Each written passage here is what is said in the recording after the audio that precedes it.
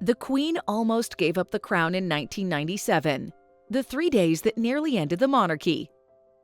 In 1997, the Queen almost gave up the crown. Yes, the woman known for duty, for strength, and for never flinching, nearly walked away from it all.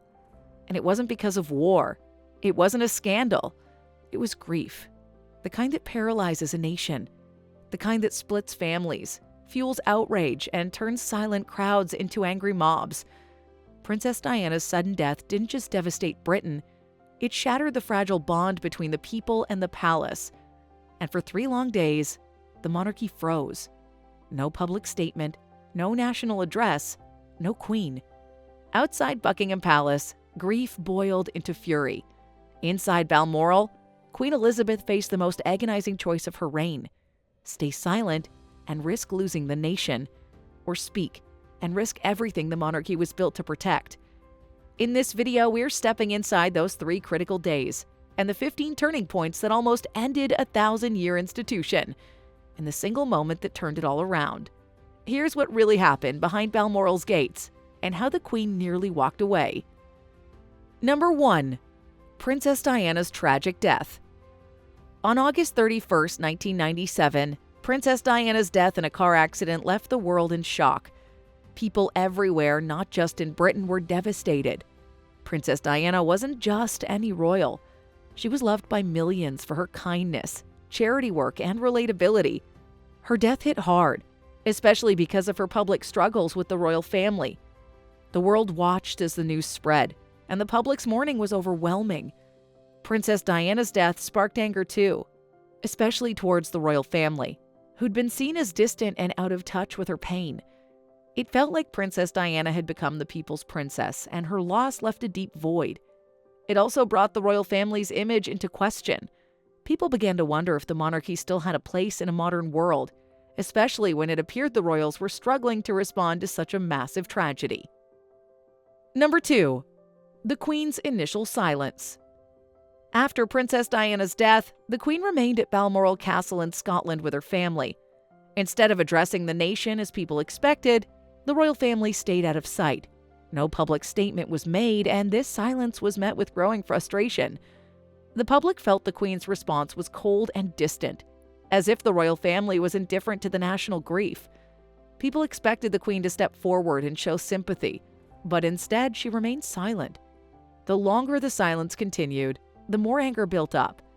People began questioning the Queen's ability to lead during a time of national sorrow.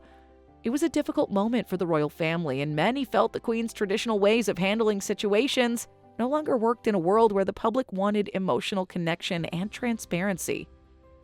Number 3. Failure to lower the flag. One of the most obvious signs of the royal family's failure to respond quickly came when Buckingham Palace did not lower the Union Jack flag to half-mast. This is a symbolic gesture that's typically reserved for national mourning or tragedy. People were outraged that this simple act, which could have shown the public that the royal family acknowledged the gravity of the situation, was ignored. The refusal to lower the flag added fuel to the fire of criticism. It symbolized how disconnected the royal family seemed from the emotions of the nation. Many saw this as a clear mistake, a failure to act in a moment of crisis.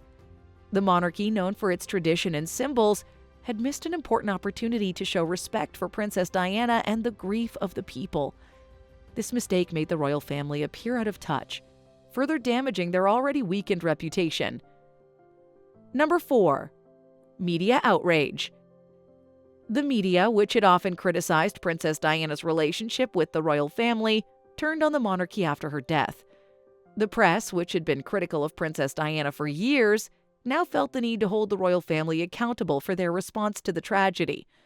The newspapers were filled with harsh critiques, and TV channels ran endless coverage about the Queen's silence and the family's lack of action. This media storm made things even worse for the monarchy, which had to deal with not only public anger but also a relentless press. Princess Diana's death had shifted public sentiment, and the royal family now faced the task of restoring its image. However, the Queen's delay in addressing the nation gave the press even more ammunition. The media's role in shaping public opinion became clear. It wasn't just about the royal family's actions. the press was also framing the narrative around their lack of response. Number 5. Public criticism of royal privilege. As the royal family continued to remain silent, the public began to turn on them in a more profound way. People started to criticize the monarchy's privilege, and the criticism grew louder after Princess Diana's death. The royal family's distance from the common people became painfully obvious.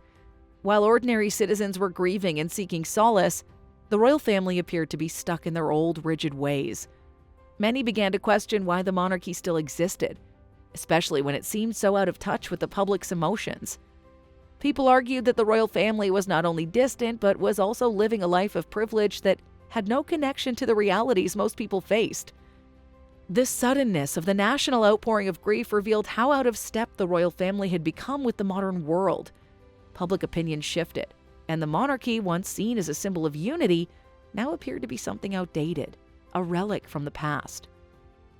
Number 6. Pressure from Prime Minister Tony Blair. As public outrage grew, Prime Minister Tony Blair stepped in, recognizing that the Queen's silence was putting the monarchy's survival in jeopardy. Blair, who'd only recently taken office, quickly understood the political ramifications of the royal family's failure to respond to the tragedy. He, along with other political leaders, began urging the Queen to speak publicly, acknowledging the grief of the nation and offering condolences. Blair famously described Princess Diana as the people's princess, and it was clear that the monarchy needed to show empathy if it was to retain the public's support. His words reflected the sentiment of the majority, who felt the Queen's traditional ways were no longer enough. This pressure from the government emphasized just how close the monarchy was to losing its relevance. Blair's intervention, though diplomatic, highlighted the fragility of the royal family's position and the need for a shift in how they engaged with the public during times of national crisis. Number 7. Public demand for a modernized royal family. The days following Princess Diana's death exposed deep cracks in the monarchy, and there was a growing call for the royal family to modernize. For years, the monarchy had been a symbol of tradition and ceremony. But the events of 1997 showed that the royal family's traditional image wasn't enough to connect with the public. People demanded a more relatable, accessible monarchy that could demonstrate empathy and understanding, not just in times of crisis, but throughout their everyday lives. Princess Diana, despite her issues with the royal family, had been able to connect with people in a way that few royals could. Her death made it painfully clear that the monarchy had failed to adapt to the changing times. The public questioned whether the royal family could remain relevant in a world that increasingly valued emotional connection and transparency. The calls for modernizing the monarchy became louder, and the Queen was now being faced with the question of whether she could lead the institution into the 21st century. Number 8.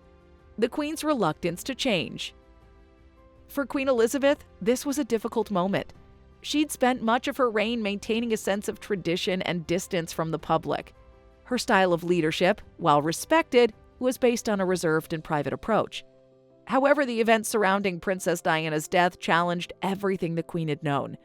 The public's demand for a more emotional, open monarchy was something the Queen had struggled with. She was reluctant to show vulnerability or to deviate from the traditions that had defined her reign.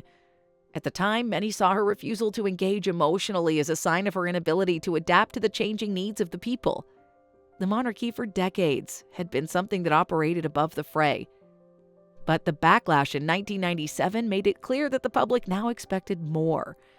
The Queen was caught between staying true to her principles and the growing need for change within the royal family. Number 9. Princess Diana's iconic popularity. One of the most significant challenges for the royal family after Princess Diana's death was the stark contrast between her popularity and the monarchy's perceived coldness. Princess Diana had won the hearts of millions, not just through her charity work, but through her ability to relate to people on a personal level. She was seen as approachable, compassionate, and in tune with the struggles of ordinary people. The monarchy, on the other hand, was viewed as out of touch and detached. Princess Diana's death exposed this difference and intensified the public's anger towards the royal family. The nation's grief wasn't just for the loss of a beloved public figure. It was also a reflection of the desire for the monarchy to be more like Princess Diana. The royal family, which had once been an institution of unity, was now seen as something distant and irrelevant. Princess Diana's popularity left a lasting impact on how the monarchy was viewed and placed immense pressure on the Queen to change the family's image. Number 10. Increased scrutiny of the royal family. With the media outrage and public anger came an intense spotlight on the royal family. Every move the Queen and her family made was now under intense scrutiny. People began demanding transparency and accountability from an institution that had largely remained private and insulated from criticism. The media, once largely supportive of the monarchy, now had a field day with the royal family's every misstep. The lack of public address from the Queen was seen as a failure to lead, and the royal family's reluctance to show emotion or sympathy was condemned. Every action, or lack thereof, was being analyzed and critiqued. The royal family, which had once been viewed as a stable and unchanging fixture of British life, now faced the harsh reality that they had to prove their relevance and ability to connect with the public. The scrutiny was relentless and put immense pressure on the Queen and her family to respond in a way that would restore public trust and support. Number 11. The Queen's personal grief. While the public was demanding an emotional response from the Queen, she was also dealing with her own personal grief. Princess Diana wasn't just a public figure. She was part of the royal family by marriage, and the Queen had known her for many years. The Queen's reserved nature made it difficult for her to show the level of emotion that the public expected. Her personal grief, compounded by the stress of dealing with the monarchy's future, left her in a tough spot. The Queen had always prided herself on being strong and composed, but the overwhelming national tragedy placed her in an emotional bind. The public's expectation that she expressed the same grief that they felt only added to the pressure. As a result, her personal mourning, combined with the burden of her responsibilities, made it even harder to navigate the situation effectively. Number 12. The royal family's perceived unavailability. One of the key criticisms the royal family faced during this time was their perceived unavailability. The royal family was seen as being distant and disconnected from the lives of ordinary people. This was especially clear when the family chose to stay at Balmoral Castle, far from the public eye, during the days following Princess Diana's death.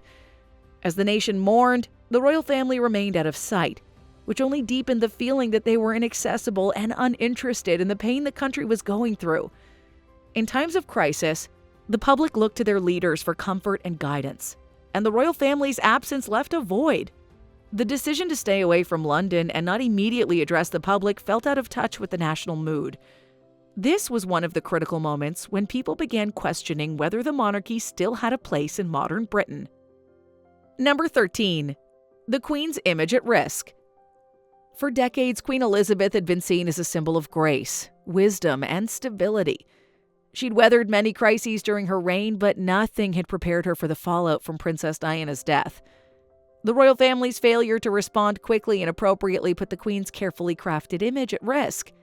For the first time, the monarchy was facing real public backlash, with many questioning the Queen's ability to lead during a time of national sorrow. Her reputation, built over years of devotion to her role, was now under intense scrutiny. Critics argued that the Queen's delay in addressing Princess Diana's death and her failure to show the empathy the public craved showed a side of her that many had not seen before. The Queen's image as the steady, unflappable monarch was at risk of being shattered, and the monarchy's very future was in jeopardy. Number 14. The need for a public address. As public outrage grew, there was a mounting call for the Queen to speak directly to the nation. People wanted to hear from their monarch, to feel that she shared in their grief and understood the depth of the loss. The Queen, however, was not known for making public speeches on personal matters. Her approach had always been to maintain an air of reserve. But this time was different. The nation was grieving on an unprecedented scale, and many felt that the royal family's silence was exacerbating the situation. The pressure for the Queen to address the nation directly became unbearable. Her failure to make a public statement or show any emotion only worsened the situation, and people began to demand a response. The Queen's hesitation to step forward meant that the monarchy's position was being questioned not just by the public, but by the press, politicians, and even members of her own family. Number 15. Princess Diana's funeral and royal participation. Princess Diana's funeral on September 6, 1997 was a pivotal moment for the royal family. The Queen and her family were heavily criticized for their initial response to the tragedy. but their participation in the funeral procession was seen as an attempt to make up for their earlier mistakes. The royal family's presence at the funeral was an important symbol of respect, and many saw it as an effort to show that they, too, mourned Princess Diana's death. However, the royal family's participation came too late for some. Many felt that they'd waited far too long to show their respect, and that their involvement in the funeral was a reaction to public pressure rather than a genuine expression of grief. Still, the Queen's presence at Princess Diana's funeral was significant, as it marked a turning point for the monarchy's public image. For some, it was an attempt at redemption. For others, it was a reminder of the royal family's inability to connect with the public at the critical moment of Princess Diana's death. Number 16. The royal family's unfamiliarity with public grief. The royal family had always been seen as distant and formal, and in times of national tragedy, they typically maintained their reserved stance. But the public's grief over Princess Diana's death was unprecedented, and the royal family was unprepared for the emotional outpouring that followed. The monarchy had never before faced a situation where the public sorrow was so intense, and it became clear that the family didn't know how to respond in a way that resonated with the people. The Queen, in particular, was uncomfortable with public displays of emotion, a trait she'd inherited from her upbringing and royal training. In times of crisis, however, the public demanded emotional leadership, not just formal gestures. This gap between what the public wanted and how the royal family operated exposed the monarchy's inability to connect with the people during a time of national mourning. Number 17. The Queen's reluctance to address modernity. The events of 1997 revealed a key challenge for Queen Elizabeth: her reluctance to adapt the monarchy to the modern world. The monarchy had been built on centuries of tradition, and the Queen was deeply committed to upholding those traditions.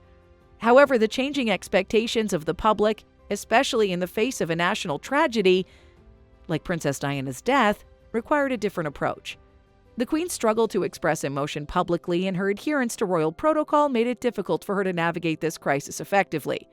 Princess Diana's death highlighted the growing need for the royal family to evolve and modernize. However, the Queen, who'd always believed in the importance of tradition, was hesitant to change. This reluctance to adapt put the monarchy in a vulnerable position, as the public increasingly demanded a more open and relatable royal family. Number 18. The threat of the monarchy's abolition. As the crisis deepened, there were serious discussions about the future of the monarchy. The public's dissatisfaction with the royal family's response to Princess Diana's death led to calls for the abolition of the monarchy altogether. The idea of a modern democratic Britain without a royal family gained traction, especially among those who felt that the monarchy was outdated and out of touch with the needs of the nation. The Queen faced the very real possibility that the institution she dedicated her life to could be dismantled. This threat added immense pressure on her to take action.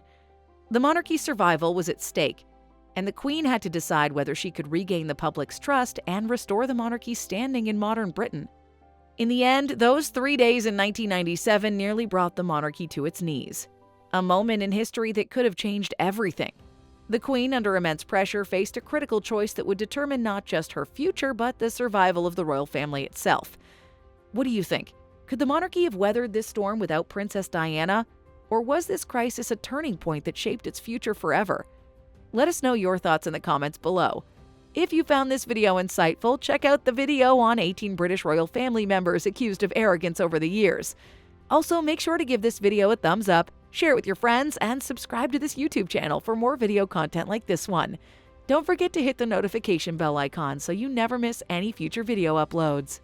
Thanks for watching, and we'll see you in the next video.